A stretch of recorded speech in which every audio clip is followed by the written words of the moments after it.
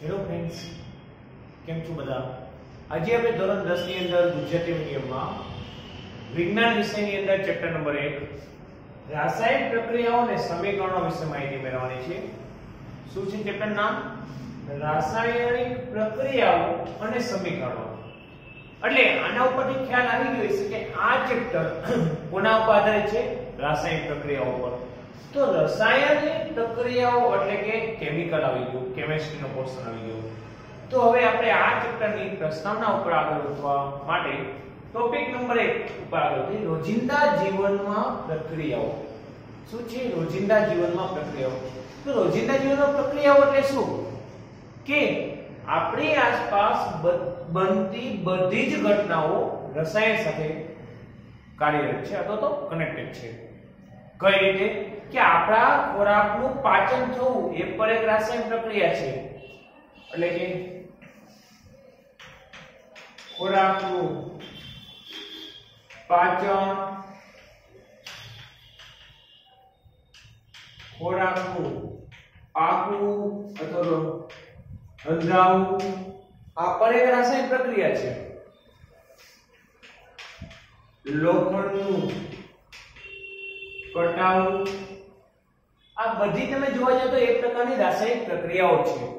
તો આપણી આસપાસ તમે જોવા જાવ સવારમાં જ્યારે તમે ઉઠો છો ત્યારે જે તમે બ્રશ કરો એમાં પણ એક રાસાયણિક પ્રક્રિયા સમાયેલી છે. તો તમે જોવા જાવ તો આખા જીવન દરમિયાન આપણે સવારે ઉઠીએ કે રાતે સૂતી વખતે સંપૂર્ણ આપણું જીવન રાસાયણિક પ્રક્રિયાથી કનેક્ટેડ છે, સંલગ્ન છે એમ કહી શકાય. તો પહેલી વસ્તુ છે રોજિંદા જીવનમાં પ્રક્રિયા કઈ બધી પ્રક્રિયાઓ થાય છે જે કેમિકલ જ છે. આપણે અમુક પ્રક્રિયાઓની ખબર હોતી નથી ને અમુક પ્રક્રિયાઓની ખબર હોય છે કે કઈ રીતે થાય એ ખ્યાલ નથી હોતો.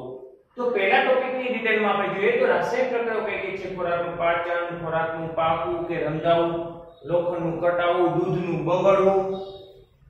આવી પછી આપણે આથાની ક્રિયા, બ્રેડ કે રીતના બને એ પ્રક્રિયા રાસાયણિક પ્રક્રિયા છે. તો હવે એની અંદર આપણે આ પ્રસ્તાવના જોઈએ કે આવી ઘણી બધી પ્રક્રિયાઓ થાય છે. એની એક પ્રક્રિયા તમે ધોરણ 8 માં ભણી ગયા છો. એ પ્રક્રિયા કઈ છે? કે મેગ્નેશિયમની પટ્ટી.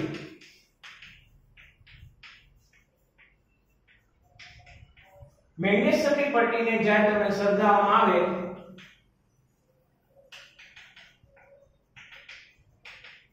તો કેવા રંગની જ્યોત થાય? સફેદ રંગની જ્યોત. કેવા રંગની જ્યોત થાય છે? સફેદ. આ આપણે ધોરણ 8 માં ભણી ચૂકેલા છીએ ને આપણે ખ્યાલ પણ છે કે જબ સફેદ રંગની જ્યોત થાય છે. પરંતુ આપણને એ ખબર નથી કે એમાં કઈ રાસાયણિક પ્રક્રિયા કનેક્ટેડ છે. તો એમાં જુઓ કે Mg+O2. શા માટે O2? કારણ કે આપણે તેને હવાની હાજરીમાં સળગાવીએ છીએ એટલે તે ઓક્સિજન સાથે પ્રક્રિયા કરે છે. આ ઓક્સિજન સાથે પ્રક્રિયા કરીને તેમાં નિપજ આપણને મળે છે MgO. શું નિપજ મળે છે આપણને? MgO. તો આ પ્રક્રિયાને શું કહેવાય? એક પ્રકારની રાસાયણિક પ્રક્રિયા જ કહેવામાં આવે છે. તો હવે આપણે બીજા ટોપિક ઉપર જઈએ કે રાસાયણિક પ્રક્રિયાઓ થઈ છે કે નહીં તે કેમ નક્કી કરવી? જો આમાં આપણે જોયું કે મેગ્નેશિયમની પટ્ટી સળગાવવામાં આવે તો સફેદ રંગની જ્યોત થાય. તો રાસાયણિક પ્રક્રિયા થઈ છે તો આપણને ખબર કેમ પડે? તો એના વિશેના આપણે તબક્કા જોઈએ. તો ટોપિક નંબર 2 ના ડિટેલિંગમાં જઈએ કે રાસાયણિક પ્રક્રિયા થઈ છે કે નહીં તે કેમ ખબર પડે? તો પહેલું આવે છે મુદ્દો રંગમાં પરિવર્તન. કે જો કોઈ પણ રાસાયણિક પ્રક્રિયામાં રંગ બદલાવાનો હોય તો આપણે પ્રક્રિયા થઈ ગઈ એમ કહેવાય. જેમ કે લોખંડની સપાટી ઉપર કથ્થાઈ રંગનો ડાઘો લાગે તો એ કટાઈ ગયું છે એમ કહેવાય. તો રંગમાં પરિવર્તન થયું તો કે હા. બીજું અવસ્થામાં પરિવર્તન. શેમાં પરિવર્તન? અવસ્થામાં પરિવર્તન. તો કે કોઈ પણ પ્રક્રિયા થઈ હોય જેમ કે કોઈ પણની અવસ્થા બદલાય, ઘન હોય તો પ્રવાહી બને, પ્રવાહી હોય તો વાયુ બને. કોઈ પણ પ્રકારની અવસ્થા બદલાતી હોય તો પણ રાસાયણિક પ્રક્રિયા થઈ એમ કહેવામાં આવે છે. જેમ કે તમે મેગ્નેશિયમની પટ્ટીને સળગાવવામાં આવે છે તો એની સફેદ રંગની જ્યોત થાય અને રાતનો ભૂકો થાય તો બાકીનો ભાગ એને વાયુમાં રૂપાંતર થયો હોય. આવી જ રીતે દૂધ છે, દૂધ એ પ્રવાહી સ્વરૂપે જાય દહીં ઘન સ્વરૂપ જેવું ધારણ કરી લે છે તો પણ રાસાયણિક પ્રક્રિયા થઈ ગઈ. એ પણ એક અવસ્થામાં બદલાવી હોય એમ કહેવાય. તો અવસ્થા બદલાવી હોય તો પણ રાસાયણિક પ્રક્રિયા થઈ હોય એમ કહેવામાં આવે છે. ત્રીજું વાયુનો ઉદ્ભવ. વાયુનો ઉદ્ભવ એટલે શું કે જો કોઈ પ્રક્રિયા દરમિયાન વાયુ ઉત્પન્ન થતા હોય તો એને શું કહેવામાં આવે છે? રાસાયણિક પ્રક્રિયા થઈ એમ કહેવાય છે. કઈ રીતે? જેમ કે તમે આપણે આથાની ક્રિયા કરો છો, કોઈ પણ વસ્તુનો આથો લાવો છો તો આથામાં કાર્બન ડાયોક્સાઇડ વાયુ ઉત્પન્ન થાય છે. તો આ વાયુ ઉત્પન્ન થવાની ક્રિયાને કહેવાય છે રાસાયણિક પ્રક્રિયા થઈ ગઈ છે એમ કહેવાય. તમે જોવા જાવ તો આથામાં તો લિક્વિડ ફોર્મનું લિક્વિડ ફોર્મ જ રહે છે, પણ જેમાં ઉભરો આવે છે, ઉભરો કોને હિસાબે આવે છે? કાર્બન ડાયોક્સાઇડ હિસાબે આવે છે. તો એમ કહી શકાય કે નહીં બાળકો કે રાસાયણિક પ્રક્રિયા થઈ ગઈ છે. તો આના પર કે છે વાયુનો ઉદ્ભવ. અને ચોથો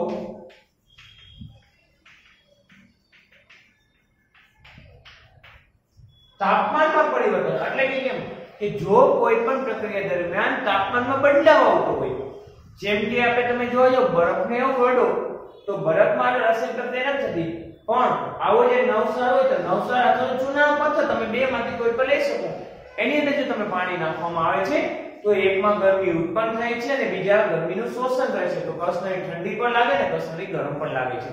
તો તાપમાનમાં ફેરફાર થયો એમ કહેવામાં આવે છે.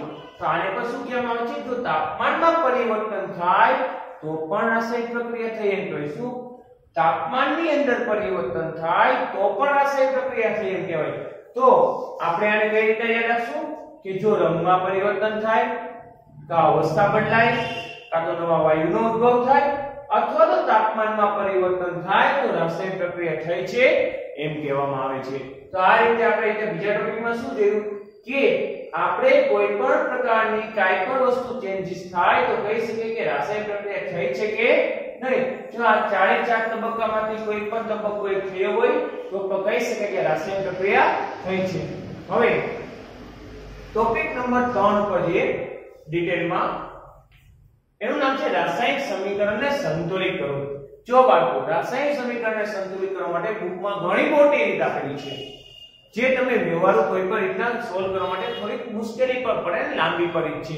તો એના માટે એક આપણે અગત્યની વાતચીત કરવાની છે કે રાસાયણિક પ્રક્રિયાને સંતુલિત કેમ કરવું, કઈ રીતે કરવું, એની આપણે શોર્ટકટ થી સમજી લઈએ એટલે જે તમારો ટાઈમ ખોટો બગડે પણ નહીં અને ઈઝીલી કામ કરે. જો આપણે કઈ સમીકરણ લઈ લઈએ.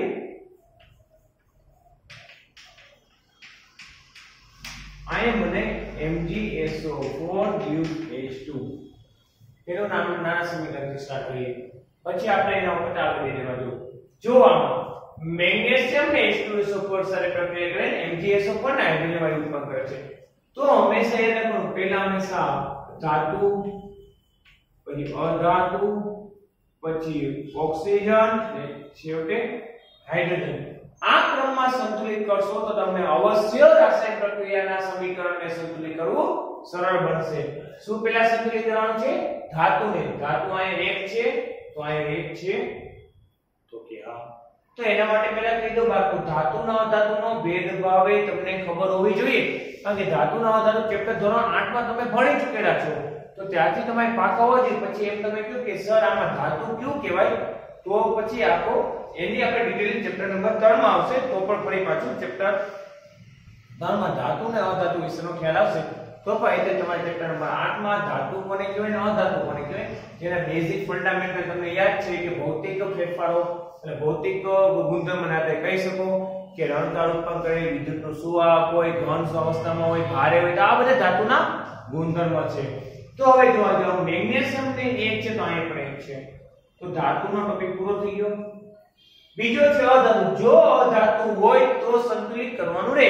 જરૂરી નથી કે ચારે ચાર તબક્કાઓની અંદર સમાયેલા હોય, અમુકમાં ન પણ હોય. કાય અધાતુ, તો અધાતુ અહીં કઈ રહેલી છે? સલ્ફર. તો સલ્ફરની સાથે અહીંયા એક સલ્ફર છે તો અહીંયા પણ એક સલ્ફર છે.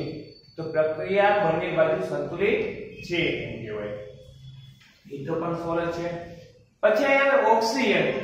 ઓક્સિજન અહીં કેટલા રહેલા છે? 4. તો અહીં પણ કેટલા છે? 4. તો એ તબક્કો પણ આપણે સોલ્વ થઈ ગયો છે. પરંતુ હાઇડ્રોજન જો હાઇડ્રોજન અહીં કેટલા છે? 2.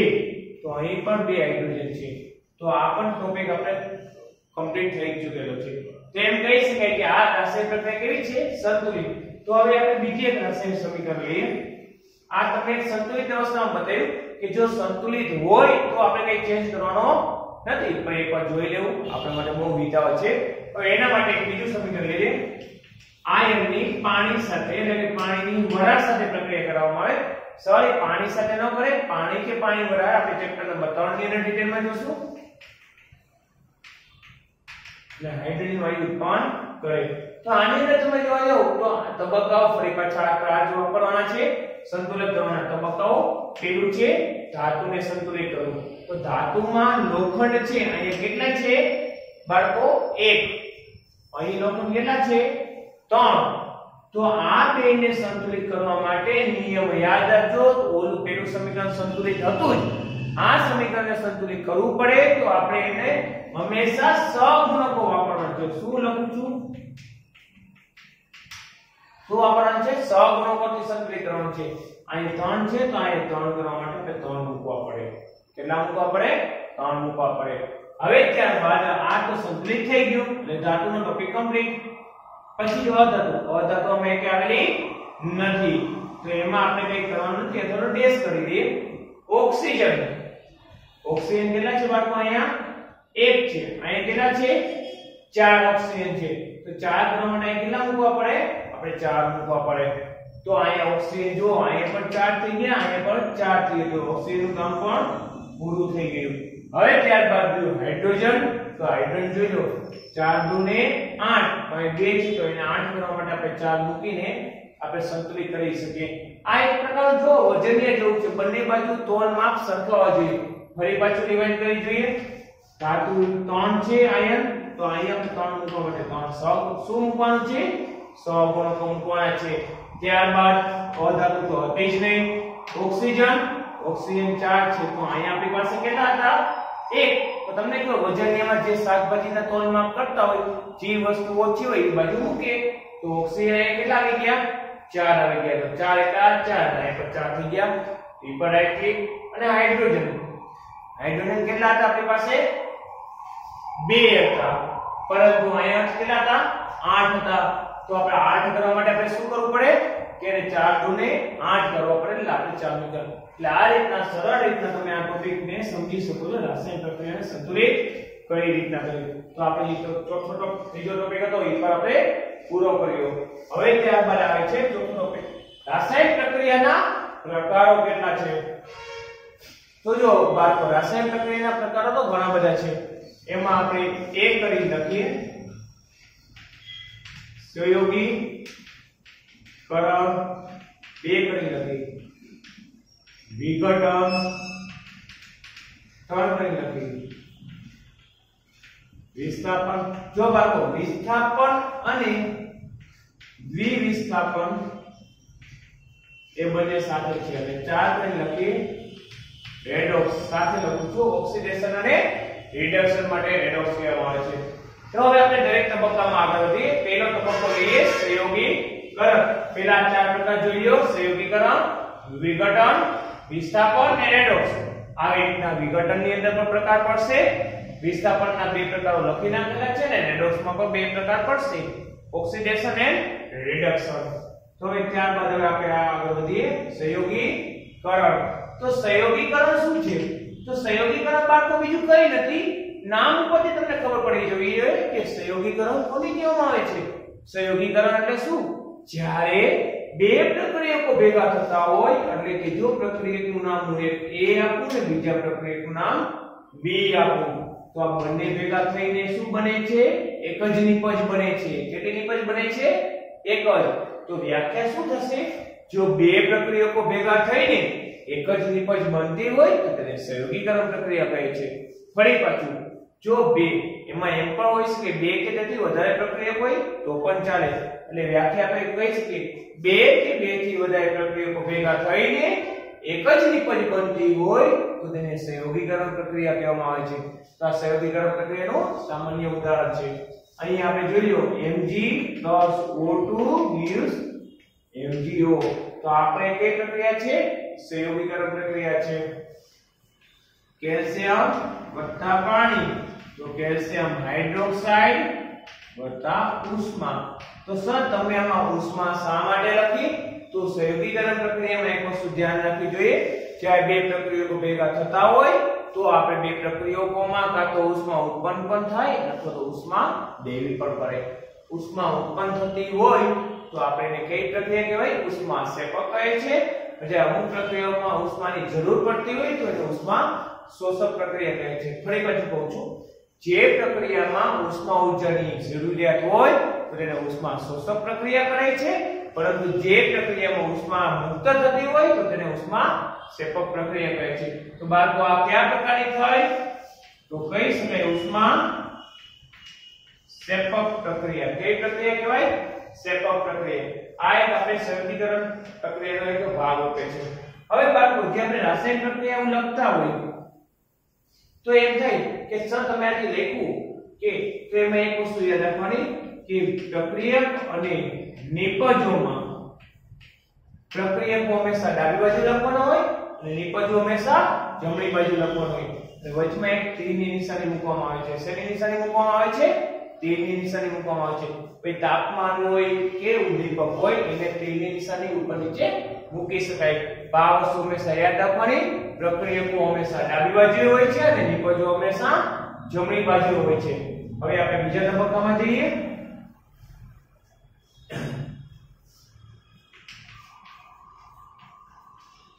વિઘટન. ઉષ્મીય વિઘટન. વિઘટનના પણ 3 પ્રકાર છે. એમાં આપણે એક તબક્કો લઈએ વિઘટન પ્રક્રિયા. તો આ વિઘટન પ્રક્રિયામાં શું છે કે જ્યારે કોઈ પણ પ્રક્રિયામાં પેલા વિઘટનની વ્યાખ્યા પૂછું સમજો. જ્યારે કોઈ પણ પ્રક્રિયકમાં એક પ્રક્રિયકમાંથી 2 થી વધારે નિપજો મળતી હોય. શું? એક પ્રક્રિયકમાંથી 2 થી વધારે પણ નિપજો બનતી હોય તો એને વિઘટન કહે છે. પણ એમાં સ્પેસિફિક આવ્યું ઉષ્મીય વિઘટન. તો નામ ઉપરથી તમને ખ્યાલ આવી ગયો હશે કે ઉષ્મીય વિઘટન કોને કહેવાય? કે જે વિઘટનમાં ઉષ્માની જરૂર પડતી હોય તો તેને ઉષ્મીય વિઘટન કહે છે. કયું વિઘટન કહેવામાં આવે છે? ઉષ્મીય વિઘટન કહે છે. તો હંમેશા યાદ રાખો કે ઉષ્માની મદદથી થતા વિઘટનને ઉષ્મીય વિઘટન કહે છે. ફેરસ સલ્ફેટને જ્યારે ગરમ કરવામાં આવે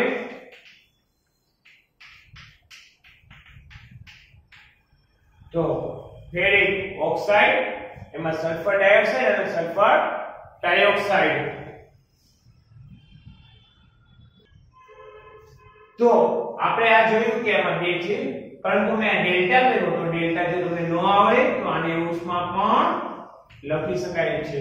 તો આ પ્રક્રિયા ઉષ્માની મદદથી થતી હોવાથી આને ઉષ્મીય વિઘટન કહેવામાં આવે છે. હજી એક પ્રકાર બતાવું. CaCO3 gives ડેલ્ટા લખો તો ખ્યાલ આવી જશે. ઉષ્મા અને એવા સ્વરૂપોને ડેલ્ટા વડે પણ બતાવી શકાય. CaO gives CO2 કે કેલ્શિયમ કાર્બોનેટ ને ગરમ કરવામાં આવે તો કેલ્શિયમ ઓક્સાઇડ અને કાર્બન ડાયોક્સાઇડ છૂટો પડે છે. આને કઈ પ્રક્રિયા કહે છે? ઉષ્મીય વિઘટન કહે છે. હવે વિઘટનમાં બીજો પ્રકાર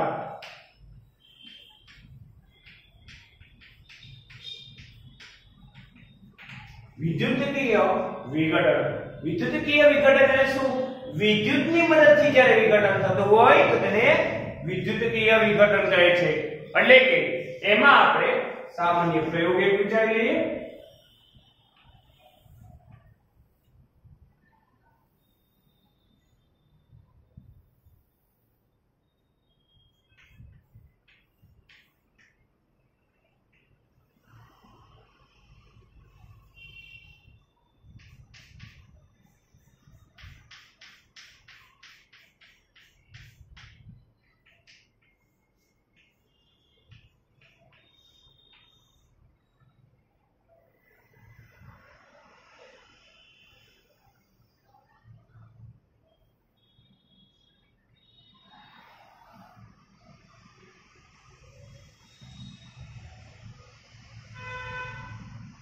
અહીં આપણે જો કે એક મેં 6 વોલ્ટની બેટરી રાખેલી છે.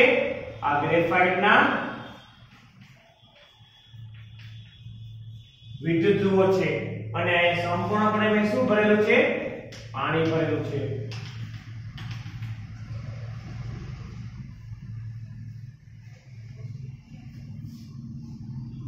તો અહીં તમે જોઈ શકો છો કે પાણીની સાથે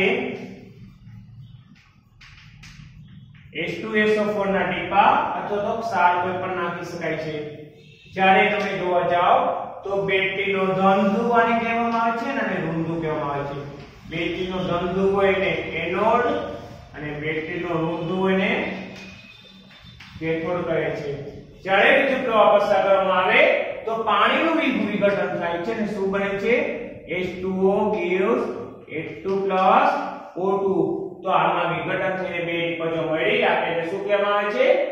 H2O માટે H2 O2 કહેવામાં આવે છે. તો અહીં ખાસ ધ્યાન આપજો, હાઇડ્રોજન એ પોઝિટિવ આયન છે અને ઓક્સિજન એ નેગેટિવ આયન છે. તો એમાં તમને શું અવલોકન કરતા જોવા મળ્યું? વિઘટન તો થઈ ગયું, સમજવાનું આટલું જ હતું, પરંતુ આ હાઇડ્રોજન પોઝિટિવ હોવાથી તે નેગેટિવ તરફ છૂટો પડે છે, જ્યારે ઓક્સિજન નેગેટિવ હોવાથી અને કે પોઝિટિવ છે એનોડ ઉપર છૂટો પડે છે. આ વિઘટન પ્રક્રિયા કોની મદદથી થાય? વિદ્યુતની મદદથી થતી હોવાથી તેને વિદ્યુતીય વિઘટન કહે છે.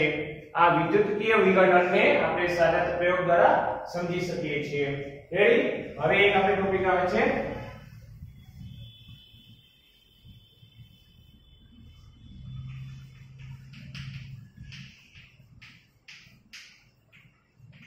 પ્રકાશીય વિઘટન. પ્રકાશીય વિઘટન એટલે શું? સૂર્યપ્રકાશની મદદથી થતા વિઘટનને પ્રકાશીય વિઘટન કહે છે. એનો એક પ્રકાર જોઈએ, AgCl gives, અહીંયા આપણે એરો મોટો કરી દઈએ, લખવાનું છે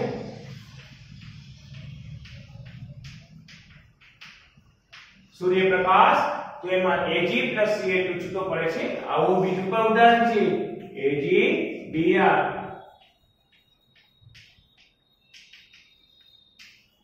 તો Ag+Br2.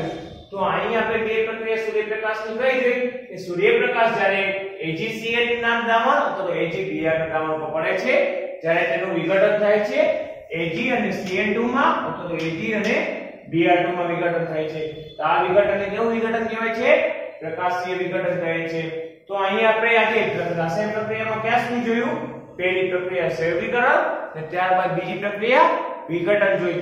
હવે પછીની જે બીજી રેડોક્સ પ્રક્રિયા બાકી છે અને વિસ્તરણ પ્રક્રિયા એ આપણે આના પછીના લેક્ચરમાં જોશું. Thank you.